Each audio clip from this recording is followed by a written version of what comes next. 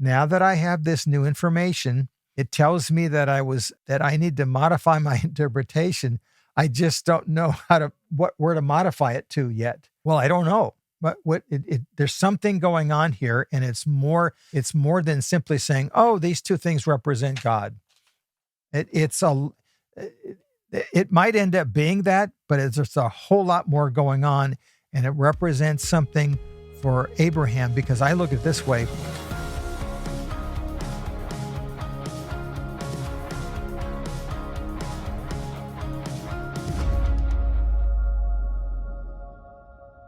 Welcome back, everybody, to another episode of the Buried Bible Podcast. As always, I am Keegan Walls, the Curious Layman, and I'm here with the thorn in my flesh, Dr. Scala Chavalas. Well, I'm glad to be here. I can see you make me more comfortable when you dress down a little bit. So but I am missing the hat, though. I'm missing the hat too. Makes my head feel a little bit naked.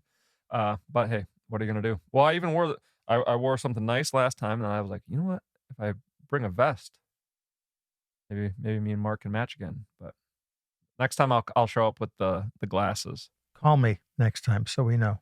There you go. Well, we're back. 2 pieces of meat. We did not find anybody that would walk between us. So no covenants and agreements. It was bad. No covenants and agreements here, but you see my eyes rolling? Okay, go ahead. But no, we are excited to finally be getting to the smoking pot and the flaming torch. I won't make my other smoking pot, flaming torch jokes. I think I've already made them before.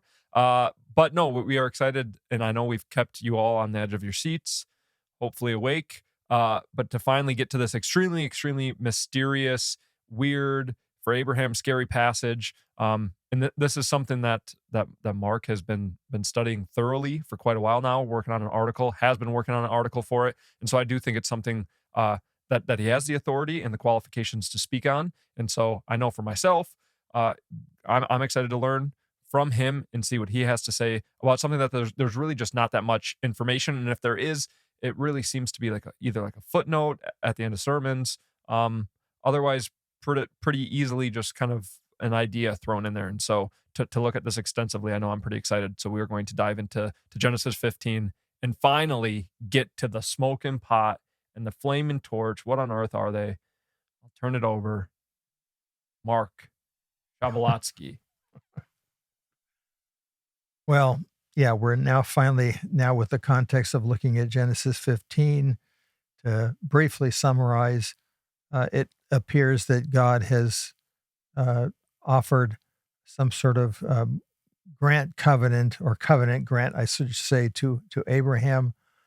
And the ceremony that is being done for it is very odd, this cutting up of the animals. And we've talked a little bit about, in the previous podcast, evidences of that throughout the ancient Near East and the one other attestation in the Bible. If you put them all together, it's still very confusing. But, were these rituals done for every covenant? Were they done for treaties? Were they done for regular contracts? We just don't know. And why are they different?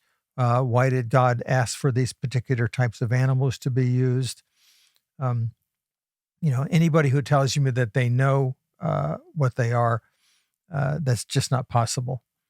So now we're going to get to the end of this in verse 12, and I'm going to read part of it, and I'm going to skip the part that people are probably really interested in. It's verses 13 through 16. I'll mention what it is, but then it's not the point of my issue.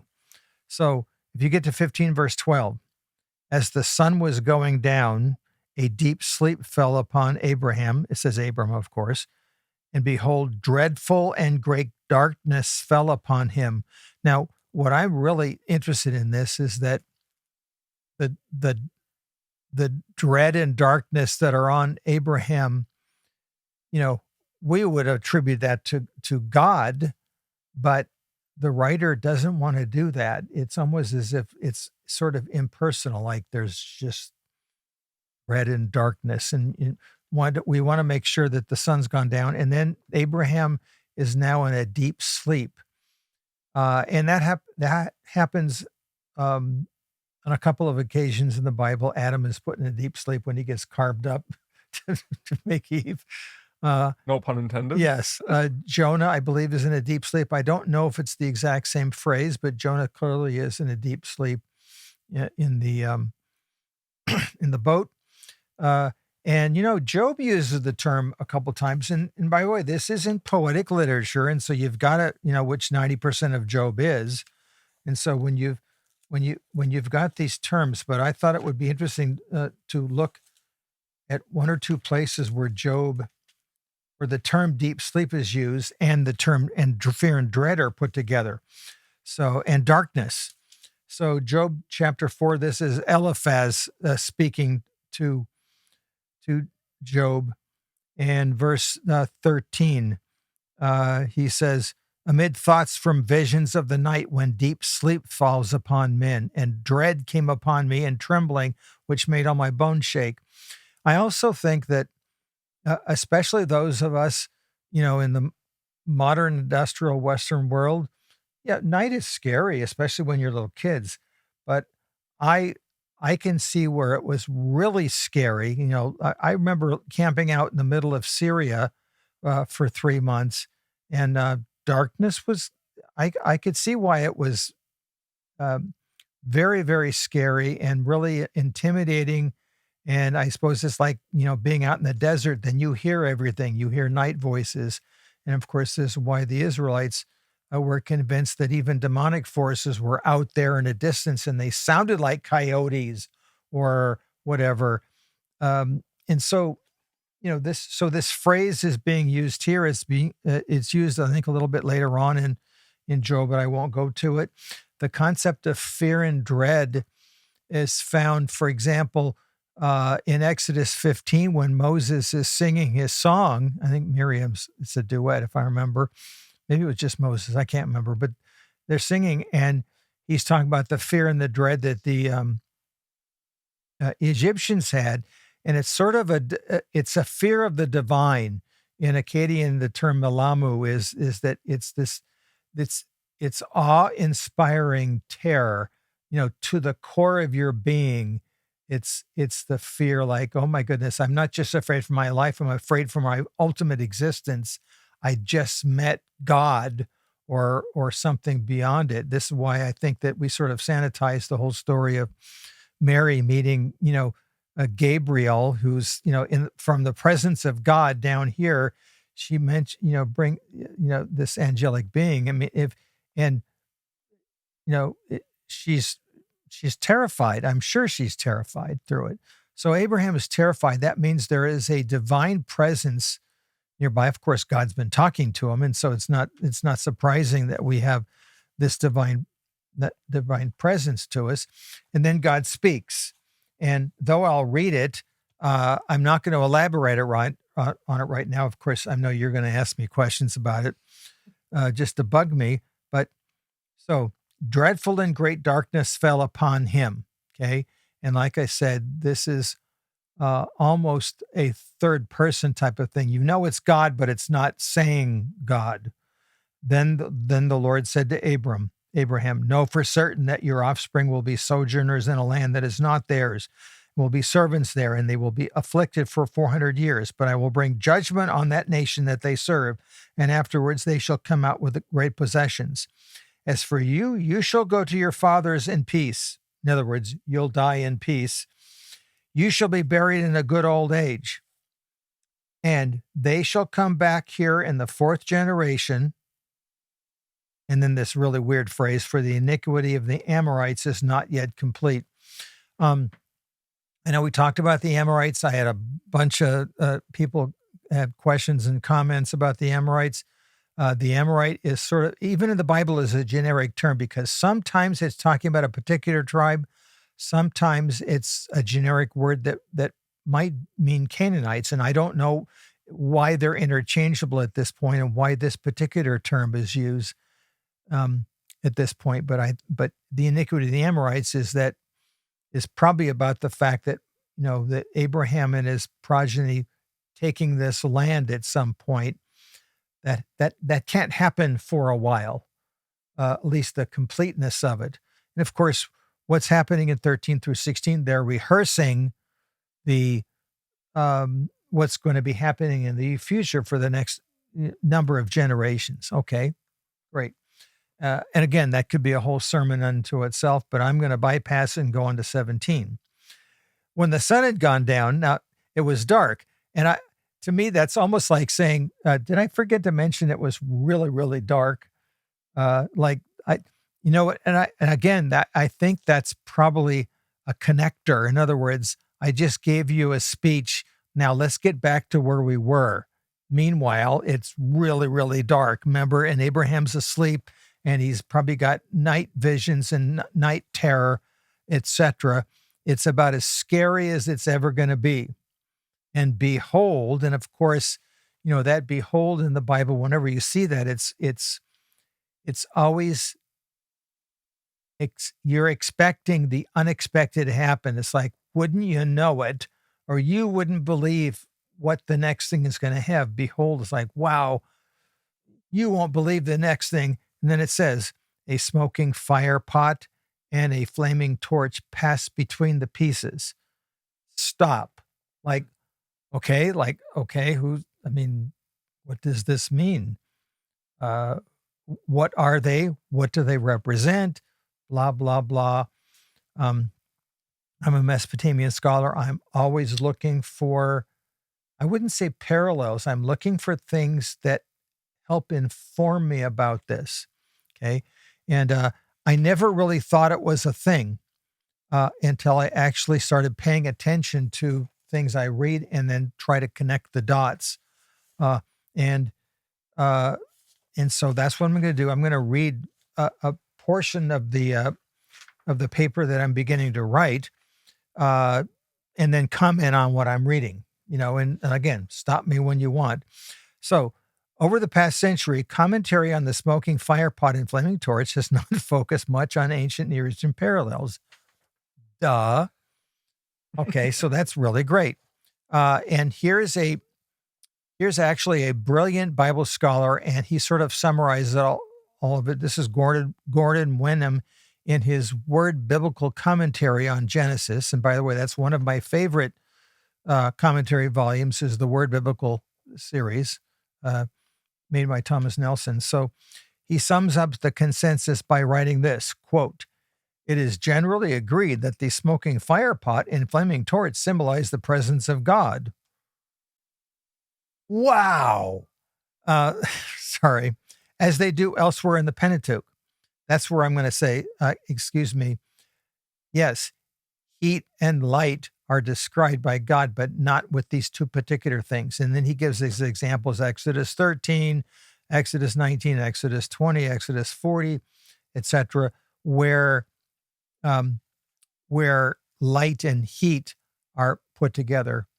And my answer is, yeah, that's true. But that doesn't mean that that these two particular things, these two things are very particular, and I'm going to try to find out why they are. I'm going to also cite one other Bible verse that for a while I thought threw a monkey wrench into all this for me. It's in Isaiah. And I'm wondering whether the Isaiah writer is addressing this. Well, the Isaiah source is addressing this or not. This is Isaiah 31, verse 9. This isn't poetry. This is an oracle that of course God gives to him, and he says in verse 9 as judgment. Verse 8. Excuse me. Yeah, verse 8. It's judging the Assyrians, and the Assyrians shall fall by the sword, not of a man, and a sword not of man shall devour him, and he shall flee from the sword, and his young men shall be put into forced labor. Of course, this is describing the narrative in 2 Kings 19, when the angel of Yahweh came down and destroyed the Assyrian army. His rock shall pass away in terror, and his officers desert the standard in panic, declares Yahweh, whose fire is in Zion and whose furnace is in Jerusalem. The terms are similar, but they're clearly being used in a very different way here. Okay. So I don't know what that does to it, except it probably throws a monkey wrench into it. Now, what's the term for, it says it's a smoking furnace. Okay. The word in Hebrew is a root that is still used in Arabic today, tanur. And I will tell you a little bit about tanurs because I remember going into the Middle East and every family has a tanur in it, and it's outside, and it's a baked clay. This is in the rural areas, and you have a baked clay standing item. It's stationary, by the way, and that's where and every morning I would, we'd go out to the dig. Let's say if we started working at 5 a.m., by about 6 a.m., you start seeing the women coming out with their bread dough, and they start slapping it in the tanur as they turn it on. So I knew what a tanur was. And the Hebrew root is the same word, and there's even Akkadian root, tanuru, which is not the term that is used in the Akkadian sources that I'm going to be talking about in a minute. So the tanur in the Bible is, you're going to love this, it's either stationary or not stationary. There it is. I'm going to take a wild guess that the one that passes through the parts is probably not stationary, because I don't know. I suppose it could be. God can do anything, but it's like, I don't feel like, here's this torch going by, and all of a sudden, in your modern eye thinks of this Westinghouse stove, going by, and it's like, I don't know. If I were Abraham, I said, I was really scared, but once I saw that, I started laughing uncontrollably. But no, he wouldn't be. There is something culturally specific to God having those two items. Do they represent God? At the very least, not in a direct, at the most, not in a direct way. Is God going through the parts? He's certainly participating in this ritual. He's orchestrating the whole thing. So why does he use these things? Okay, so now, and in fact, I even write, it is clear, however, that Genesis source did not directly connect the items with God. One of the earliest to make Mesopotamians connections, in other words, at least to even address the possibility that there's something out of Mesopotamia that is connected with the movable, flaming. And by the way, what's a smoking oven? You almost said the other one. Yeah, I know. I mixed them up. So a smoking oven. I even Googled this. You know what I came up with? Sensor. In other words, a sensor that you go around. And of course, it's a lit sensor. And that's when the light bulb hit me like, wow, this is a little different thing. In other words, this is an oven that you use. And by the way, the biblical Hebrew term, by the way, this is the problem. And I've brought this up before with when you look at biblical Hebrew, the term for tanur, I think, is maybe listed a dozen times. That's not a very big corpus for one word. And if all we have for biblical Hebrew is the Bible, that's sort of redundant. Can I go and use rabbinical sources to find out what the biblical Hebrew word, meant in every case? No, I have to be much more open to it. And so the term that is used there is not the typical word that is used in the Bible for censor either, which is a holy term, evidently. And so anyway, let me just move on and see whether or not I can connect the dots and whether you're going to be happy with it. Not everybody's going to be, I'm sure. But that's the whole point of doing this, is that we're exchanging ideas, working through it, finding out, in fact, quite often when I get comments, it's like, oh, something, I could have said that in a better way. I think I'm still right, but now I can understand why you would disagree with A, B, or C. Okay, fine. So one of the earliest to make Mesopotamian connections was E.A. Speiser, a guy that I mentioned before, in his Anchor Bible commentary. By the way, I really like the Anchor Bible commentary because it's always got tons and tons of parallel texts. If you're a Bible-believing Christian, it's a pretty liberal commentary series, although they're very uneven in terms of their liberalness. Hot off the press, by the way, Jack Sasson has just published the second half of his Judges volume. Go get it. He's the best. He published the first half, I think, about 10 years ago, and the other one just came out. And so I can't wait to see it myself. And he has a great commentary on Jonah in the Anchor series. Okay, side move. All right, so what did Speiser say? He understood the ritual details that accompanied the conclusion of the covenant were ultimately derived from, you're not going to like this, sympathetic magic, although he did not elaborate on this. Okay, so what do you mean it was sympathetic magic? I'm going to have one or two of his quotes. And the reason he couldn't elaborate on it was because there was nothing to elaborate on yet. This is about 1960 or so, 65, I think. The smoking firepot, literally oven, and flaming torch. And so he sees it more as an oven right now. Flaming torch to keep the fire going in the brazier. No, I think it's partly that, but it's also because it's dark. Were not just fanciful inventions by the author or his immediate source. Both of these details are recorded in Akkadian texts pertaining to magic. Okay, they're listed together in incantation against witches. The combination is almost exactly the same as in the present instance. Okay. It was believed to be highly efficacious, which may explain the archaic use of oven in the sense of brazier, since no detail of an occult practice or the wording that goes with it, or actual ovens would not have required mobility. Okay, whatever. He's throwing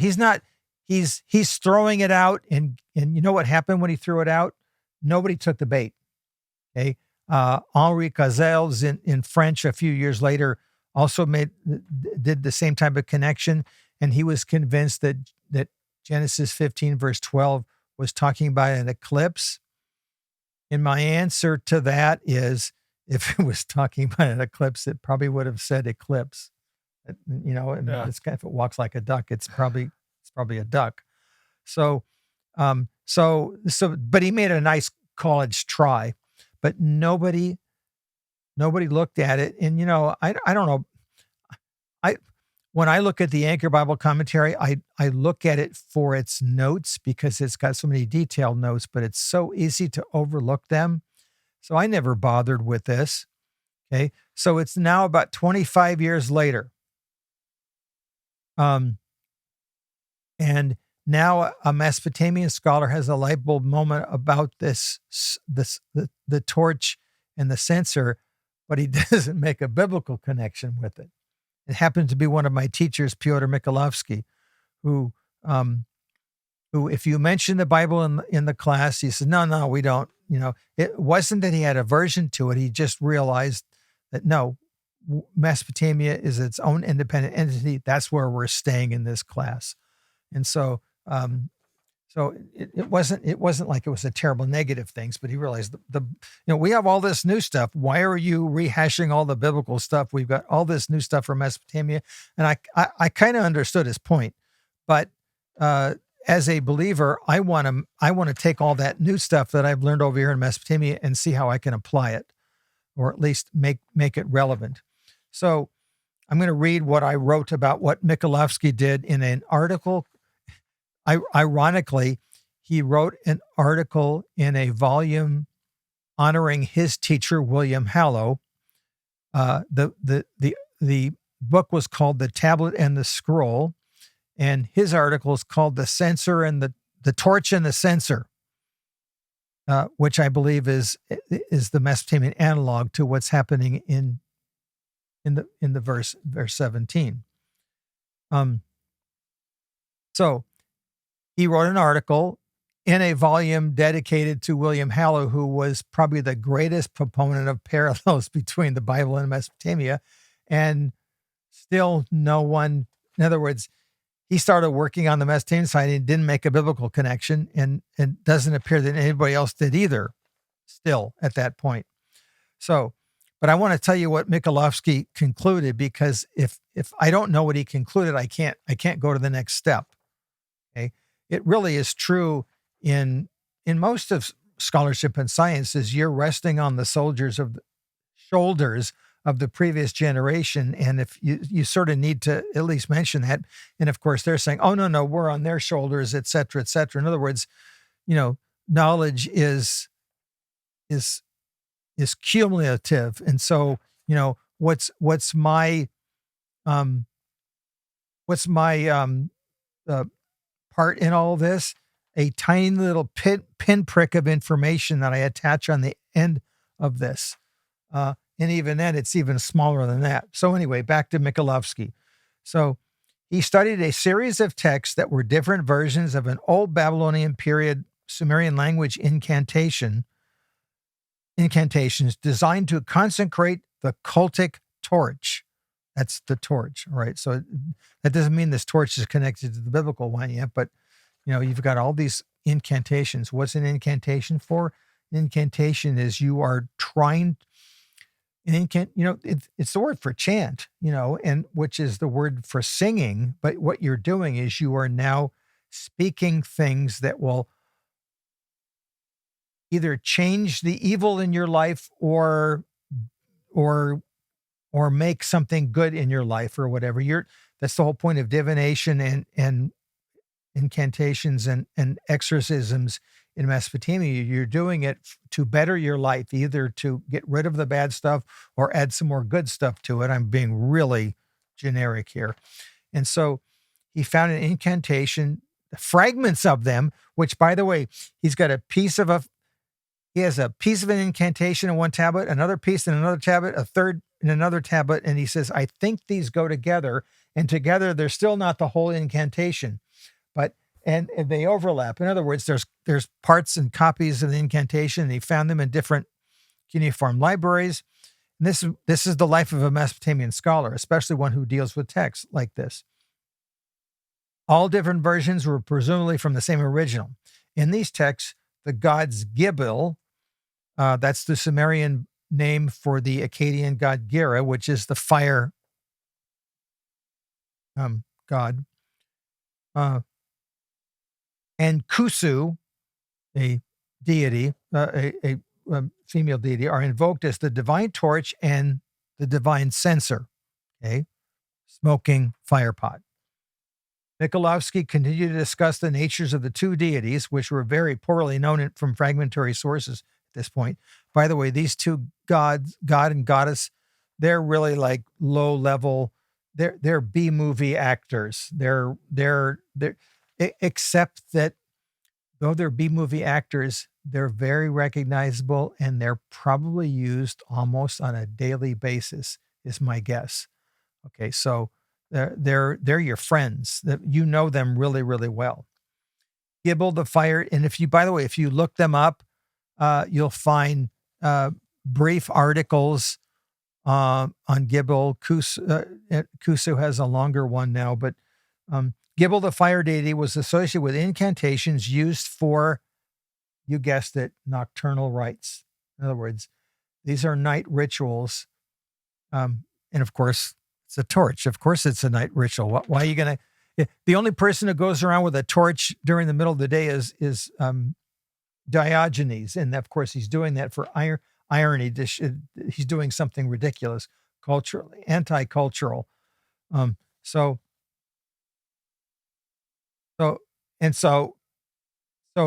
these nocturnal rites are taking place in the absence of the sun god. Well, the sun god isn't there. That's the whole point. And one remembers that the description in Genesis makes it clear, like twice, that it was a nocturnal episode. In other words, why do I need to know this? And why do I have to have it told to me twice? Because it took about 10 seconds to read the in-between stuff in the other verses, but then it reminds me, oh, remember, it's nighttime again. Just remember. And it was nighttime before when God took out Abraham to see the stars. Can't see him during the day, but you probably already knew that. So Cusu, this deity is associated with the cultic torch, as mentioned in later scribal cuneiform commentaries, many of which normally associate Cusu with the cultic censer, and is often called the purification priest of the gods. So that's the other hint I'm going to give you, this teaser, is that these two things, when they're together, are always participating in some sort of purification ritual. What does that have to do with Genesis 15? I'm going to give you another teaser. I don't know yet, but I'm going to give you my best shot, and I'll give you another best shot in 6 months if I find out new information. I keep on finding something new. Every time I thought I was done with the article, something else comes up to my attention that I missed. And it's usually something that was written in the past year or two. It's like, oh, and none of them are connecting the dots yet either. Michalowski observed that these two deities were two of the primary purification deities in Mesopotamia from the earliest periods, from the 3rd millennium on, all the way down to the late Uruk material from Mesopotamia. I don't know whether we even have Hellenistic period stuff, but really, really late. He observed they are invoked in almost all of the cultic ceremonies and were perhaps addressed daily in the chapels and temples in Mesopotamia. Now, I'm going to harp on that for a second. If that's the case, and by the way, Michalowski, who was he would never be accused of musing in his class. It's like, oh, maybe it could be this or that.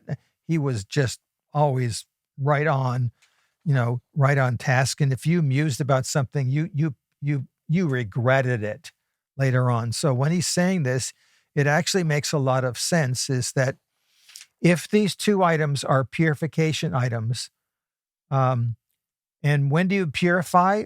All the time. Think about what the Jews do, even during, services. How do they have to purify their house? They do all these certain types of rituals that, of course, come from the Bible, to make the house ready for a particular thing to happen. And our guess is that that's probably the case in Mesopotamia. And though the torch and censer, I found probably 100 attestations of the two together, but nobody's collected them yet. And it's not my job. This article is too short. I can't do it. But somebody's hopefully going to take notice of this and start collecting all of them, and they're probably going to modify and revise what my preliminary I was going to say confusion. Maybe I should say confusion. My preliminary conclusions are about all this stuff. So. But it makes a lot of sense that there are a lot of daily life rituals that we know next to nothing about because they take them for granted. Kind of like what I said really, really early on, is that if I talk about a cat, I'm not going to explain what a cat is. That would be really, really boring and sort of redundant. Every human being that's breathing probably has seen a cat. But if they die out someday, somebody's going to really want to have some description. What is this thing? I mean, what's the difference between a cat and a raccoon or another rodent, or we always talk about this other thing called a dog, and so it might have been there might have been numerous daily rituals that involved these two items. And if that's the case, that they're now being used by God in this strange ritual, well, I don't know, but there's something going on here, and it's more than simply saying, oh, these two things represent God. It might end up being that, but it's just a whole lot more going on, and it represents something for Abraham, because I look at it this way: whatever those two things that are going between the parts, if those two things that are going between the parts are the purification rituals and they're being purified, it's really complicated, but it's something understandable to Abraham. That's how I look at it, even though he's in a deep sleep and he's also scared out of his wits. I mean, you think of it, what's the scariest thing in your life? Is it a scary thing on Halloween when you were a kid or whatever? But, ghosts and goblins and witches or whatever it is. I think that's what's happening to Abraham right now. God is putting in this involvement something that would be the scariest and most awesome looking thing that he'll never forget. And this is it. This is like the defining moment, in my opinion, for Abraham is like, yeah, I woke up and what is he going to say to his wife? Honey, you won't believe the dream I just had. And then, of course, you know what happens right after this? Oh, by the way, now that you had that dream and God promised that, take my maid, please, is what she says to him. And I mean, really, 10 seconds after this is done. And it's almost comic, except it's real life that's happening because, of course, it's a complete misunderstanding and mistake. Not that we would never do that in our lives. So now, Cusu plays a major role in the hymn to the moon god from Ur. Well, that's really cool because that's the mayoral deity in Abraham's city. And so he would have known this probably really, really well. That's the god of this town that runs the town. So that's a pretty big deal, especially in the conduction of purification rites for the mayoral deity of Ur. Okay. Now, the choice of words that is used by the writer is interesting. He uses the term smoking oven. Now we're going to go back to Genesis 15:17, just to go back there for a minute. It's a term related to the Akkadian word tanuru, oven or kiln, which could be used for ritual purposes. Perhaps the word makta, fire pan, or particularly censer used in the Bible was considered to be too sacred. I don't know. I'm just guessing right now. But it's not just like I said, it's not just an oven. It's a smoking one. And I think it's a censer. And I think it's the torch and the censer that was just described here. The normal Akkadian term used in conjunction with the flaming torch was nignaku, which is the word for censer. John Walton, about 15 to 20 years ago, he took the Speiser stuff, he took what Michalowski said, and he now in the Zondervan Illustrated Bible Background Commentary for Genesis, which was written by John. He was the overall editor. I did 2 of the minor prophet books. Don't ask me which ones. Look it up. I can't remember. But he believed the writer is making a connection with the firepot and torch and their Akkadian counterparts. And I agree with him. Now, since 2009, much effort has been made to understand the nature of these 2 obscure deities that I talked about. Remember, Girru and Cusu, as well with their relationship with the torch and the censer. Girru is described as a purification priest of Enlil. Enlil was the active head of Mesopotamian pantheon, as well as the deified censer, a common association in the sources. However, is she the actual censer or the force behind it? Nobody knows, and I'm not even going to worry about that, etc. So now what I'm going to do, you're going to love this, is I'm going to now look at the instances where the torch and censer are described in fragmentary sources. You're going to see a pattern with them. And then when I take that pattern and superimpose it on Genesis 15, you're going to say, wow, that was really confusing. Yeah. Perfect. Yeah. So I'm just going to start reading text. Now, if you really are interested in this and want to know what source these are from, the article probably won't be out till next year, and I can certainly talk about some of these things, but it's sort of random and it's sort of weird. So Alastair Livingston has an article on Mesopotamian scholars and their works. And here's a ritual for curing a sick man. Okay, that's great. And you smear gypsum and bitumen on the door of the sick man. By the way, there's actually a place in one of the Namburbi rituals where you smear blood on a door. Okay. And Jacob Milgrom noticed that parallel and stuck it in a deep footnote. And by the way, that's about as far as you get in terms of a parallel with, of course, the famous passage in Exodus. It just shows that they understand things. And by the way, even the term, the Hebrew term for the covering that we kippur is actually the better translated, I think, as smearing on something. In other words, you're putting something on something. It's not so much a covering; it's a smearing on it. At least that's the generic meaning of the term. So the gypsum and bitumen, when they smear on the door of the sick man, and it talks about this and that, the circle of flour which surrounds the bed are these three gods, the three heaps of flour when they cast down, the drum and the cymbals, standards which that are set up at the head of the sick man. In other words, you're getting all sorts of symbols of different gods, and you're putting them at the bed of the sick man, as if these gods are now there through their symbols. Okay, and then they even then they even have a scapegoat at the head of the sick man, and that's Ninamash Kuga, Enlil shepherd. And then the last sentence, the censer and the torch are placed in the house of the sick man.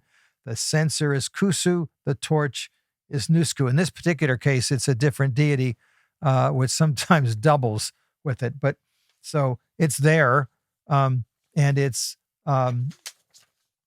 sort of odd in this particular case. So there's ritual. There's ritual number one, and it doesn't tell me it's purification at that point. Here's another one. It's against illness. It's another ritual, an exorcism ritual to get rid of somebody's illness. And at the very back at it, you're having the individual. Well, for example, the individual says in the middle of this very long poem, "May my dreams are terrifying and awful and evil. My signs and omens are confused and have no clear interpretation. So please judge my case, O Lord. May my personal God and goddess be reconciled with me. And then may the censer and the torch of Girru and Cusu cleanse me." That's because they're purification items. "At the command of Ea, king of the depths, father of the gods," blah, blah, blah. So again, it's some sort of purification rite used in, well, so far, exorcism rituals. So how does that apply to Genesis 15? Well, think about it, because maybe you'll help me with this. This is what is called an Amburbi ritual, which literally means it's undoing. It's a Sumerian term that was that was loaned into Akkadian, stolen. A loan word is never a loan word. It's never given back. This is a magical incantation. This one, Richard Kaplis published this about 50 years ago. Text 12, ritual for the evil of lizards. Okay. So evidently this must be Florida. I don't know. It's just somewhere in, where lizards are everywhere. It says, it starts off with a line invoking Shamash, but it's broken. And so I'm in line 18. To dissipate the evil of the Indu Halatu and the Shuratu, you go to the riverbank. So by the way, these are instructions for the technician.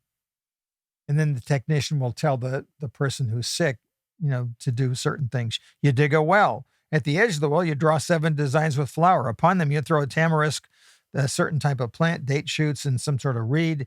You have the man kneel over them. The liturgist, that's the technician, stands over him, and 3 times the man raises his eyes. You recite the incantation. He angered the god. You place well water upon his shadow. Into the well, you throw the well water. You sprinkle water which rises. Then you set out a censer of the Pulugu plant. You pour out a censer of flour.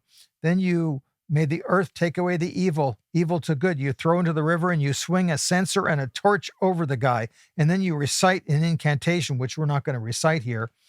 And by the way, you'll really get a kick out of this. You recite something to Shamash, who is the lord of the Igigi, and that, you guessed it, the Anunnaki.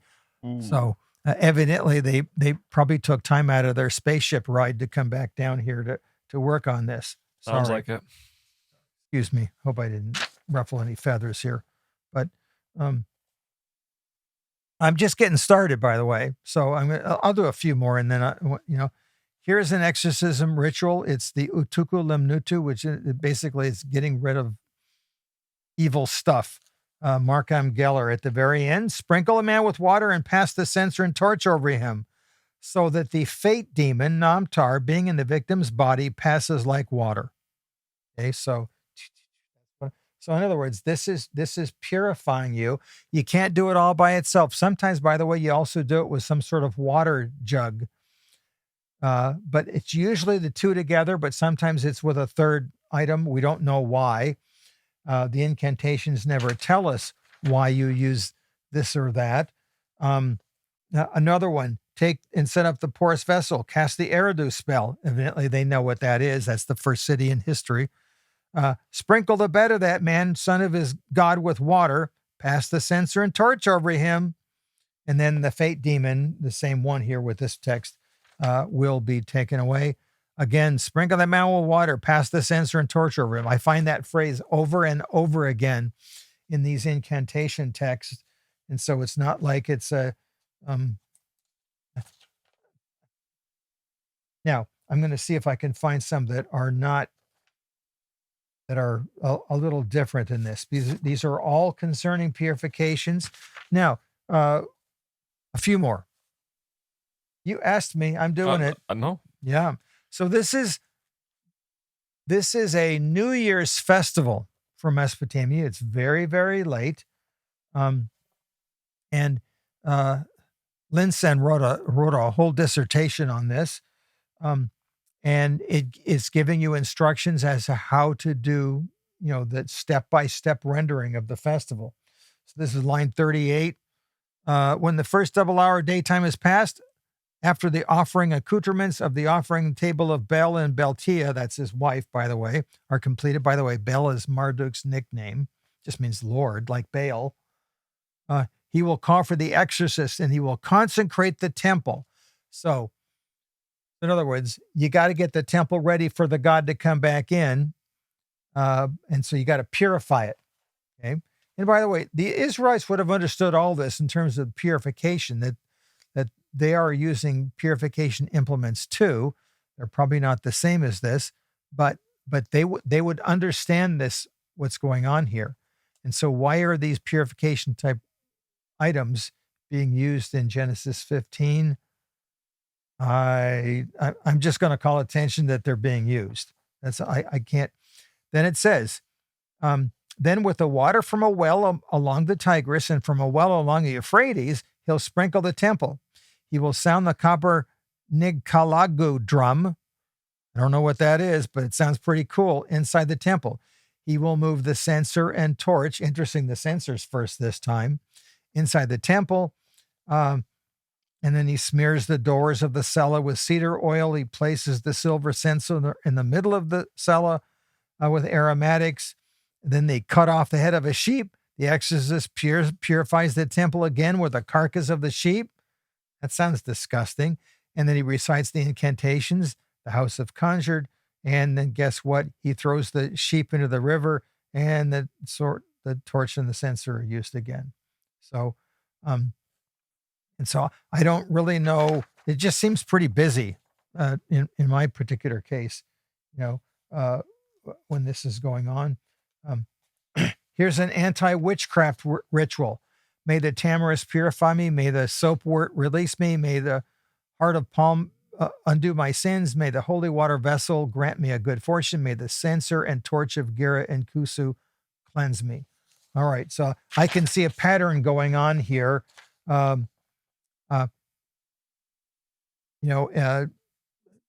Here's another recitation, an anti-witchcraft ritual. He recites the incantation 3 times, then he squashes the figurines of warlock and witch with his foot. Oh, he washes with water over them, or he sprinkles them with Cusu flour. He purifies himself with holy water, the torch, and you guessed it, the censer. Yes, of course. And then he goes out and he speaks more of this. And so, in other words, it's never explained. Here's one where you sweep the roof before Sirius, you sprinkle pure water, you strew a censer and a shagu thorn coal, You pour a libation of beer. You get down on your all fours. You purify that man with censer and torch and holy water vessel. And then he recites an incantation. So again, it's over. Here's another one. I've got them over and over again. There's one or two that might be uniquely different. Here's one where you use 7 torches and 7 censers, and then you throw the holy water into a clay pit. And so why do you use 7 of them? I don't know. That's the number that's complete. Here's the arrangement for it. Yeah. After you've repaired the ritual material with appropriate care with crude bitumen, gypsum, naphtha, syrup, butter, fine oil of the pot, holy water, 7 censers and 7 torches, then you'll touch the corners of the rooms, doorposts of the court, roof of the attic rooms, and the windows. So this is somebody's house. When you've touched them all, the 7 goats. Oh yeah, there's 7 goats that hid evil. 7 goats for the torch, 7 living sheep, 7 little pigs. You thought there were just 3. There's 7. 7 strong coppers, something. 7 height of the great bulls, a drumstick, a copper kettle drum, etc., etc. And then, of course, you got your 7 torches and 7 censers because you have to purify each item.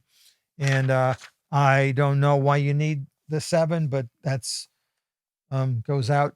Even when the king, here's a royal funeral. Okay. And this is in a letter. And so this is simply instructions being sent to the king. He's telling the king how we're doing the funeral. Okay. And he says, alternately, on the 5th day, this is what you have to do on the 5th day. When the king goes out, an exorcist should move a censer and a torch past the king. So again, purification ritual. And then 7 gates and 7 torches and 7 censers daily until the demon is driven out of a particular, in other words, sorry, I'm mixing the two. So that's during a funeral. Here's a letter talking about the fact that we expelled an evil demon and we had to use a torch and a censer every day until the demon was driven out. And so how did they know when it was driven out? I guess when it was driven out. And there's a few other Neo-Assyrian letters that talk about that. So we've got all of this weird stuff going on. And like I said, I've every day I wake up, I find another example that I have to add to my corpus. And I'm thinking, oh, does this help? Oh, actually, this messes things up a little bit more. So now I'm going to try to find one more. I'm going to go back to the context of Genesis 15 for a minute and see whether or not I can try to put this all together. Because you think about it, we've got a covenant ritual, you got your animal parts, you've got something going through the animal parts, although we never have any of these things together in any text anywhere. In other words, the way it's put together in Genesis is unlike anywhere else, but we've got pieces here and pieces there. So you got your animal parts being divided. You've got your censer and your torch, and they're being put here. But in Mesopotamia, you never have a censer and torch being used. At least we don't have any extant evidence of a censer and torch being used with this type of ritual. And John Walton made that clear, and he asked a series of questions and by the way, when he wrote that in 2009 or thereabouts, he got as far as he could get with it, although it was simply a note in a background commentary. And so, he, at that point, he decided not to elaborate on it, but he probably couldn't have at that point. But in the last 15 years, people have started to publish this material. And like I said, censer and torch, there's a pattern that has become involved. So now I want to connect it to the night. And I'm going to throw this out and sort of leave it. This is from an article written by Early Spadoni, Danger in the Mesopotamian Night, which sounds like a really cool article if you want to, something for a scary movie night or something. The night was a scary time and place to be for we moderns as well as ancients. So now I'm going to quote her. Night was a time during which Mesopotamians anxiously watched the skies for portents for the future. And by the way, night dreams in the ancient Near East are not what you want. You want daydreams. Night dreams are scary. You have a dream during the night. It's always a bad portent, bad omen. And even in the Bible, they're scary. I didn't bother to look up the references for night dreams. To understand the Mesopotamian night, I contend that it is essential this is early Spadoni, to analyze multiple lines of inquiry. That means I want to tell you something, but I can't exactly tell you I'm going to tell you. Mesopotamian imaginaries, mythical realms, tales of witches, ghost stories offer critical insight into place and collective memory, making in the past and the present. In other words, that's what happens at night. All the scary things come out. And of course, that's how it's always been for us as little kids. You have little kids, that they get scared at night. We were just talking about, if they have a bad dream or what have you, there's, and they might even say things that are incomprehensible and they don't even remember that they said them. But as little kids, why do kids not want to go to bed? Well, I want to keep up, but I also don't want to go to bed because it's going to be dark and I get scared. And what our answer to them is, guess what? It's no different when you're older. If you want to sleep with a nightlight on, go ahead. Abraham evidently got his nightlight. It was the torch and the censer through all this. But of course, in our culture, what's the whole point of Halloween? That's when all the demonic forces come out during that. It has to be done at night. It's not during the day. And Mesopotamia is the homeland for all of that stuff. Okay. So according to historical sources, supernatural figures haunted the Mesopotamian night, including spirits that we might call ghosts and demons.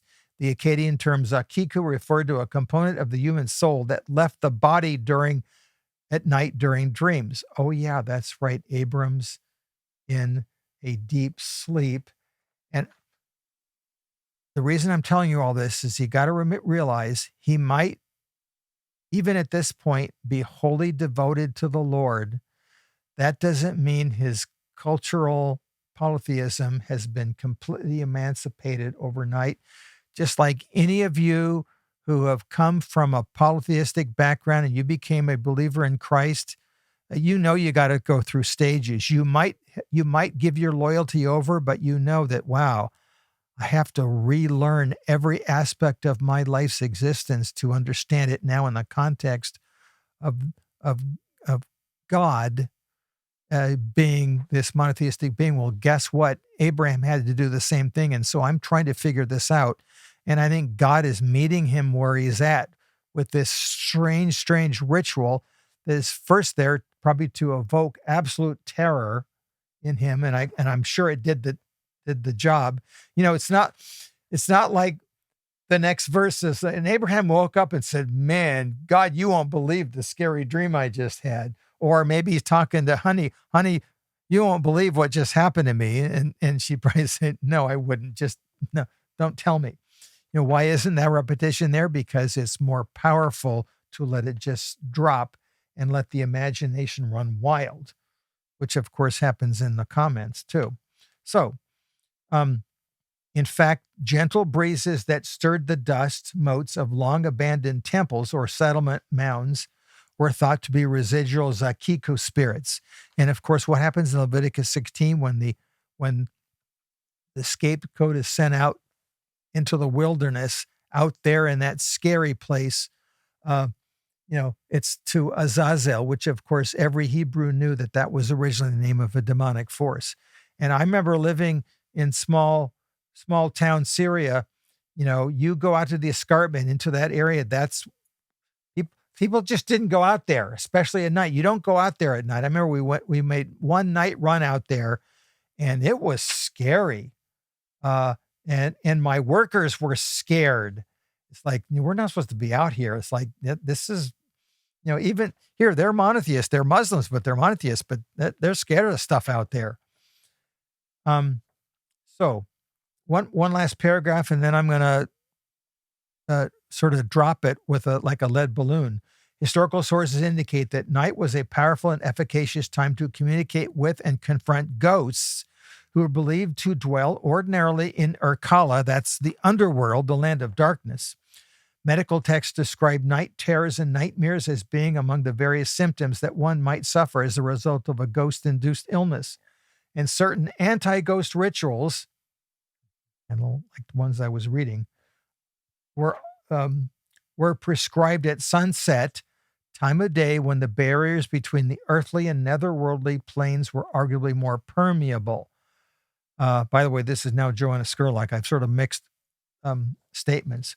While the Mesopotamian night was a place where terrors roamed the earth, even more than usual, increased communication with supernatural forces was possible. I'm thinking that Abraham, though he's clearly exclusively loyal to the true God, I think he's being met where he's at with this really, really weird ritual that defies complete understanding. I'm hoping I've made a slight contribution to it to now look at this censer and torch as two items of purification rituals. Why are they the ones that are in particular going through the animal parts? I don't know. Clearly, God is represented here, but I don't know how. And Abraham would have certainly known that these are representations of these two minor purification deities, relatively minor. He would have understood that. And so how that applies to the passage and to God, I just don't know. But I'm not going to deny it. And I'm not going to sit here and say, oh, well, this is, clearly God's, he's superseding all of this. Well, he sort of is, but I don't know how that works. All right, go ahead. Give me your best shot. No, that was good. Yeah, so I mean, there's a lot of questions you could ask. So I'll first start out, which is I think a little bit reiterating what you had spoken of. So when you're looking specifically at, and I'm going to call it this because it's just easier, the smoking pot, not smoke, you know what I mean? Yes. It just rolls off the tongue a little bit better. That's my generation, by the way, but go ahead. Go ahead. The smoking pot and the flaming torch, but it's not connected with the animal pieces and the passing through. So are we seeing an amalgamation of these different Mesopotamian things all coming together as one here? I don't know. I put it this way. We since we know so little about the covenant ritual to begin with, it's very possible that a torch and censer are used. But why are they crossing through the animal parts? And how would they represent God, since they're clearly representations of pagan deities? I don't know.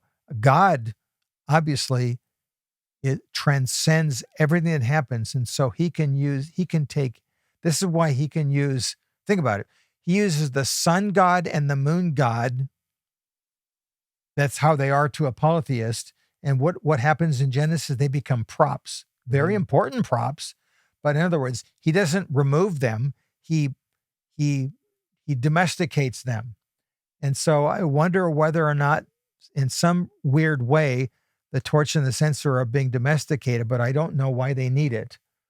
And why are they the things why are the purification ritual implements going through the animal parts, and how do they represent, and how does that connect with God?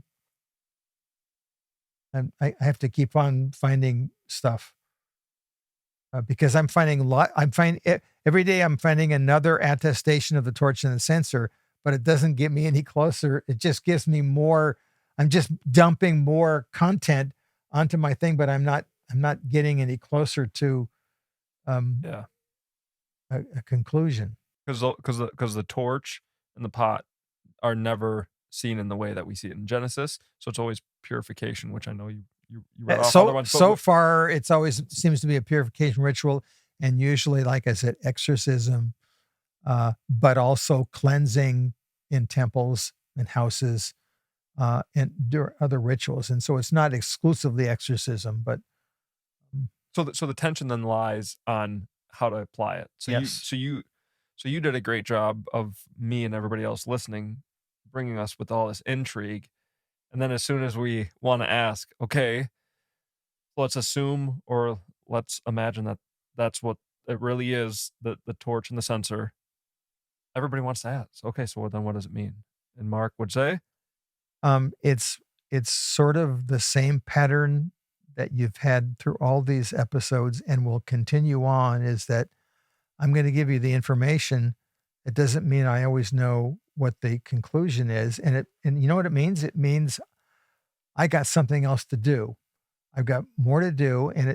But it also tells me that the way I've been thinking about them for all these decades and centuries, when I'm saying I mean corporately, is you. Nobody else I know is been misguided based on the lack of information. Now that I have this new information, it tells me that I need to modify my interpretation. I just don't know where to modify it to yet. And if this leaves you hanging, to me, what this is important is to show you how I go about this process rather than the conclusion itself. Because I want to basically podcast myself out of a job. In other words, I want to be doing things like this, and I want people out there saying, "Oh, I could do that." You go this, you study this, and you collect these sources. I could do that. I've got a brain, and my answer is great. I don't want to be the only one doing this. This is why I was rather amused by people being upset that we would do things that Mike Heiser had done, and I'm thinking, you mean other human beings can't talk about the same topic? And since he and I have pretty much the same type of training, well, no wonder we came up with similar conclusions. And I'm older than the poor Mike, was. But the point is that no, this is how we learn. This is how we understand the Bible better, is by people throwing out their ideas. And I'm hoping somebody's going to come out there and say, that's a great idea, but you're going to have to tweak it because of this. Oh, I hadn't thought of that. That's why I'm planning on giving a paper on this at a conference at the beginning of next year. And I'm hoping somebody there is going to say, that's really interesting. Have you thought of this, this, and this? And I'm going to answer, yeah, I thought of that, but I didn't think of that. Thank you. And now I got to rewrite my paper. But that's the whole point of this is not to become definitive and give you the final answer. Is to show you how I get there and then plead with someone to help me go the next step. Yeah. So which I'll attest Mark does a really good job at, but yeah, not the point of the podcast of tune in and to find an answer. But I would suggest, at least it does for me, and I hope it does for other people too, is what it does is it creates the intrigue and the mystery.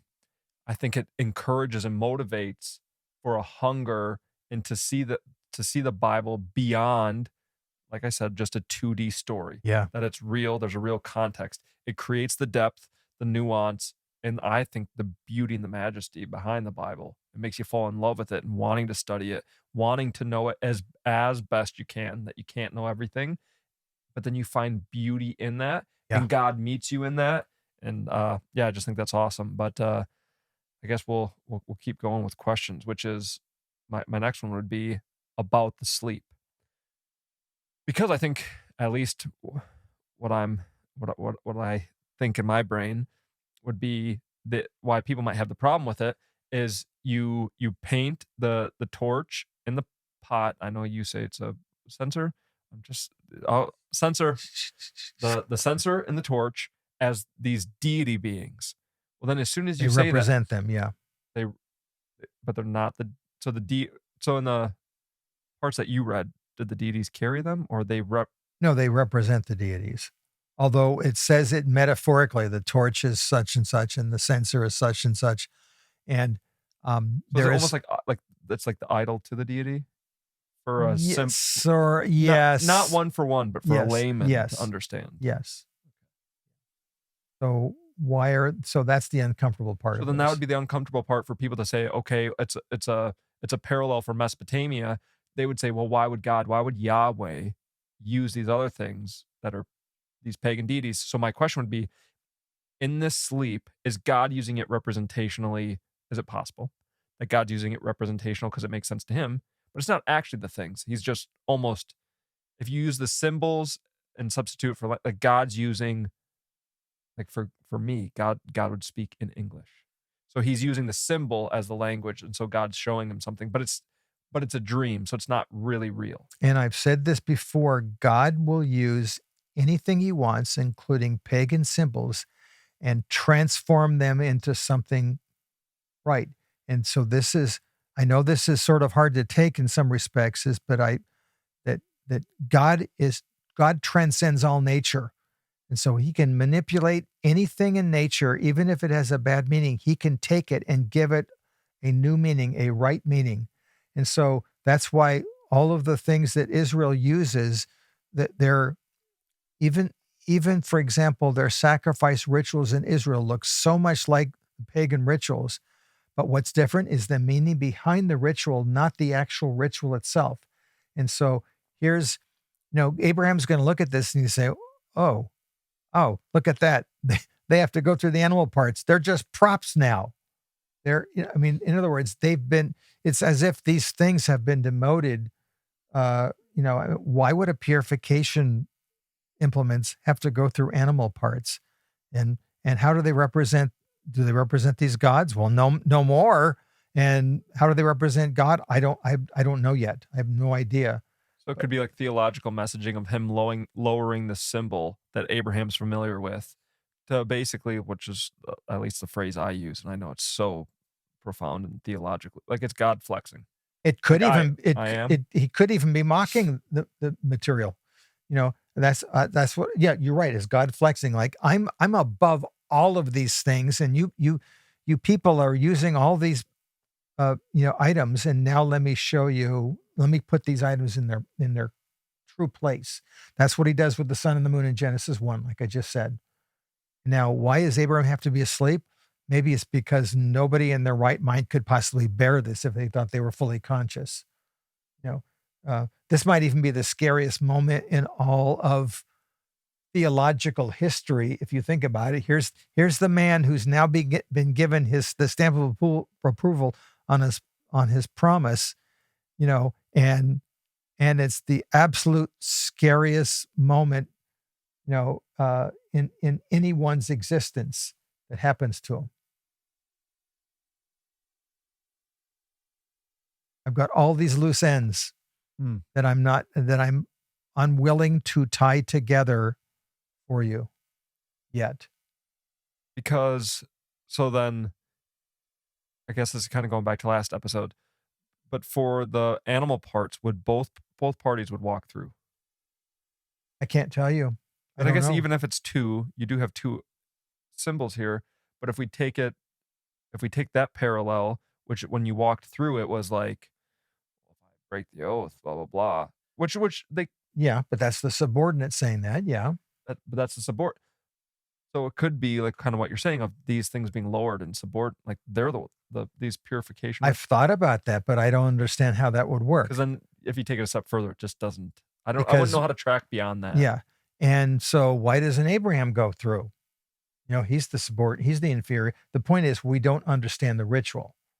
We absolutely do not understand the ritual. We have fragments showing that this is done in transactions where there's a promise being made, but that's as far as we can go. I can't. But in your mind, this is like an actual dream state. It's not physically happening, or is it because I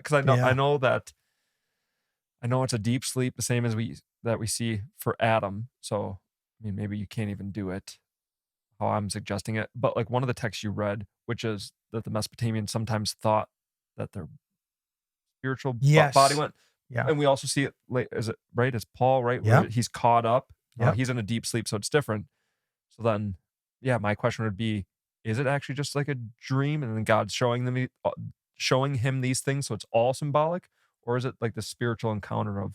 I'm not even going to go there. I have no idea. It's a great question because, but the writer emphasizes the deep sleep, and you're right. In Mesopotamia, the whole concept of out of body experiences, which is not a Hebrew, at least that you don't have that except maybe for Saul calling up the ghost of Samuel, although I suppose he's already out of his body, but But the point is there's a whole lot going on here that probably is understandable to Abraham, but not to the and also understandable to the reader of Genesis 15, the first reader. Okay, whatever that time period is, whether it's early or I think the final edition is later, probably post temple destruction. If that's the case, they understand it too. And maybe that's where the Jeremiah 34 ritual, would help them understand. But there's too many moving parts, and I say that pun Yeah. intended. Yeah, that was good. So then I guess my next question would be, and again, not you've said it enough that you don't know the full application, but from your perspective and what you've learned and where you're at now, what do you take from this and apply it to the covenant as a whole? Obviously that there's something more going on, but how you understand it, you know what I mean? What's not the full application of, okay, what does the censer and the torch mean? But seeing the tie to Mesopotamia, how do you kind of rectify that in your mind with the larger message of what's happening in chapter 15 of this covenant between God and Abraham? It's God saying to Abraham, all right, I've told you before what I'm going to do. Then I told you again. This time it's all, I don't know. I'm again, I hate to do this when I haven't thought about it. It's like when you say to your kid, I mean it. Like I'm I'm going to show you how serious I am.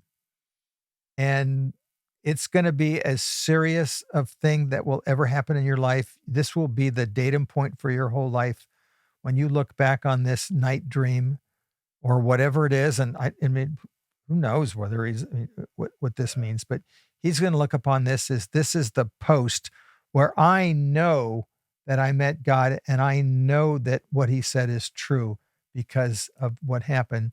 And maybe it's like those who, believe, some of them can put a fence post down and say, I know on this date at this time, this is when I made my life commitment. And this is something that happened. It's a moving experience that, I can, put a stake in the ground and know. And I think that God is saying, here's your stake in the ground. You know exactly by the customs that are being put here, by the ritual and whatever's going on, Abraham clearly knows absolutely that this is final. I don't need to ask him again. Even though he still has reservations and he still doesn't understand it any more than he did before. He doesn't have to ask anymore about what God said. This is final. Yeah. Because as I read it again, now, so Abram's in a deep sleep. God speaks to him.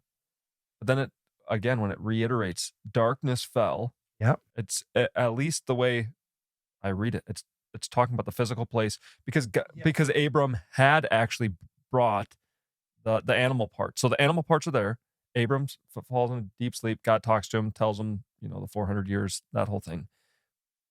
Back to the story. Dark. It's super dark. Is he awake yet? I don't know. But then it seems like even if he's in the dream, whether or not he's dreaming of the pieces, it at least reads that while he's in the sleep, the censer and the torch actually physically appear because they go between the pieces. Yeah. Which I guess people are like, really? You're that slow? You just caught on to that? I'm slower than that, actually.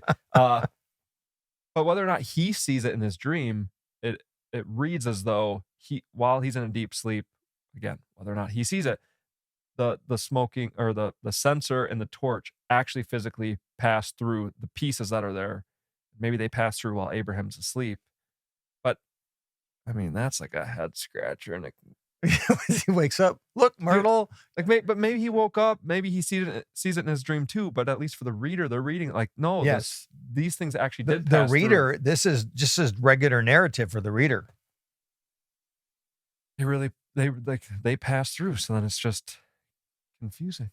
I've looked at it before and just avoided it. I said, all right, time to try to make sense of it. And like I said, puzzle piece and puzzle piece. And how many years has it taken just to get to this point? I guess I do have to ask though, and then give you a chance to refute kind of, and if I miss some of the main thoughts or interpretations of it, apologies. Let's go through some of those, which is, so you're looking at it from a very Mesopotamian background. I mean, rightfully so. Can't help it. Tis the context of what's Yeah. happening.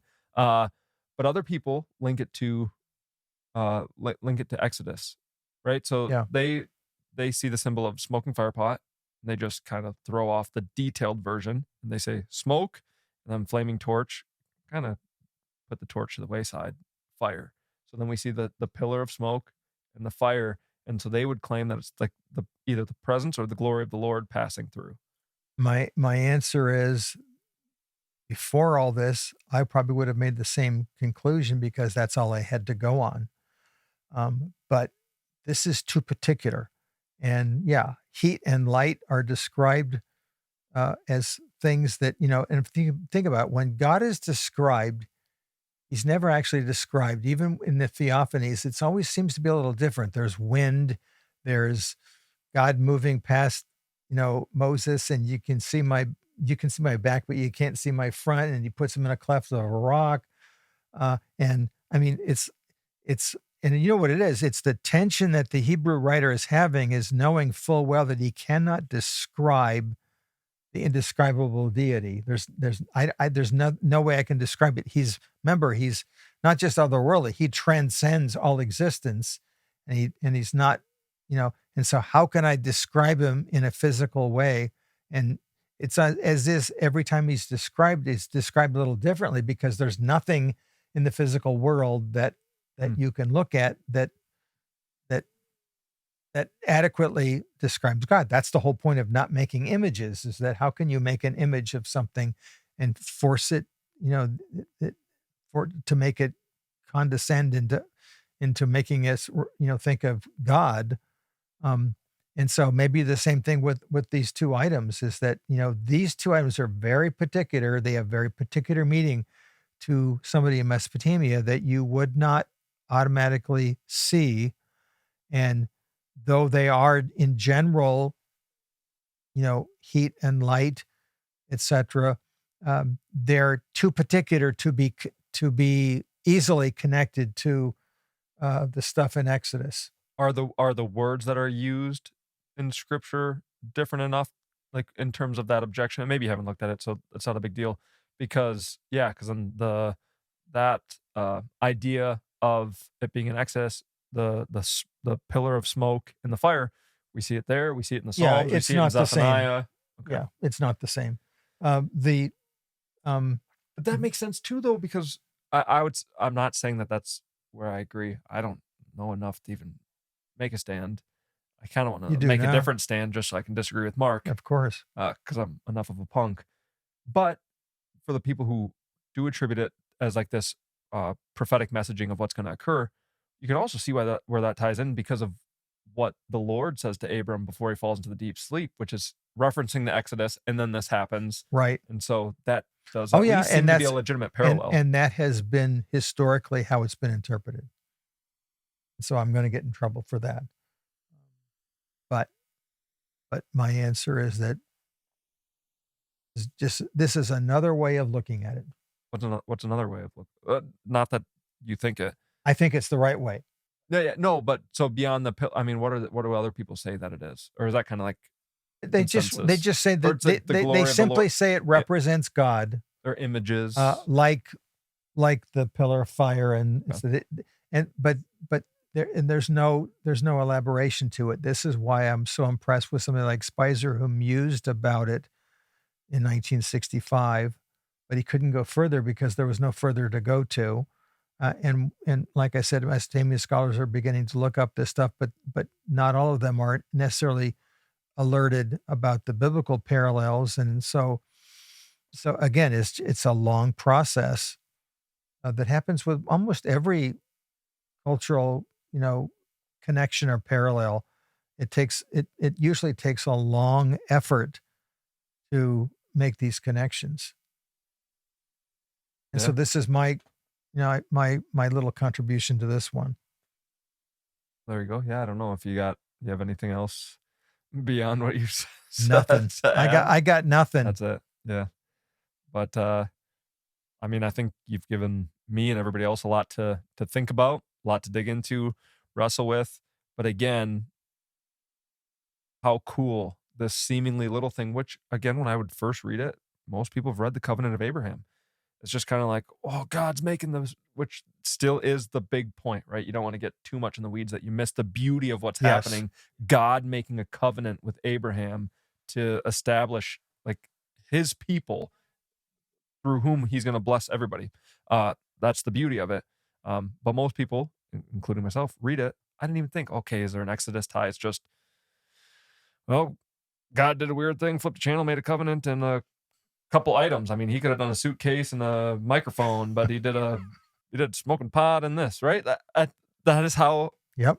And at least me as a layman, I read it and it was just two random objects. Okay, well, what went through? A VHS of Homeward Bound and a lamp.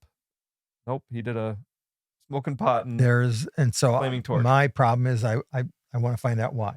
Yeah, so then that's good. But yeah, I just say that to say something seemingly so minute. Yes. There's so much more to it, which is why the Bible never ceases to be amazing. Amen. So, all right. Well, we hope you guys, as always, enjoyed. Feel free. I really sure hope you guys have more questions. Help me out on this one. Hope you enjoyed it. Make sure to like and subscribe below if you're still along with us. Otherwise, yeah, I hope that hope you guys were blessed by this, learned a lot, had your cages rattled a bit. I know I do every single episode. But yeah, we don't know what we're going to talk about next. Maybe y'all can let us know if you have something that you're really wanting to see. Otherwise, we'll see you guys next time on the Buried Bible Podcast.